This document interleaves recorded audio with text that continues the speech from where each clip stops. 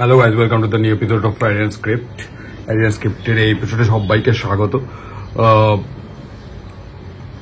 Johann বার্গ গুডমুনসন এই প্লেয়ারটিকে নিয়ে কথা বলবো। কালকে 12th ম্যানের রিপোর্ট অনুযায়ী থাংবাই সিংটো আজকে সৌদি প্রো লিগ এর খেলা দেখতে উড়ে যাচ্ছেন রিয়াদ। তো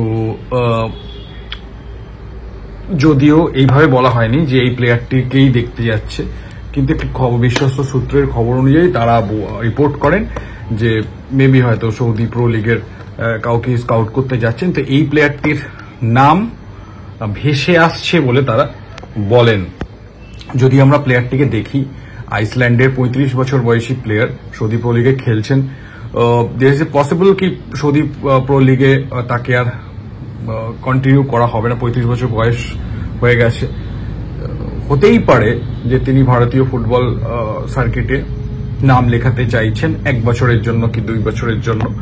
যথেষ্ট ভালো মানের প্লেয়ার আর কি, এবং প্রাইস রেঞ্জেও আইএসএল এর এখন যারা বিদেশি আছেন তাদের জন্য fit. Right winger, left winger, attacking midfield খেলেন।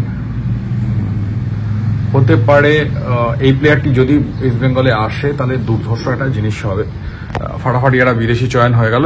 আইএসএল এর যদিও অভিজ্ঞতা নেই, এবং আইসল্যান্ড, আপনারা বলবেন আইসল্যান্ড তো খুব ঠান্ডার দেশ, এখন পারবে কিনা। সৌদি প্রো লিগেও কিন্তু তিনি খেলেছেন, তো ভালো হওয়ারই কথা।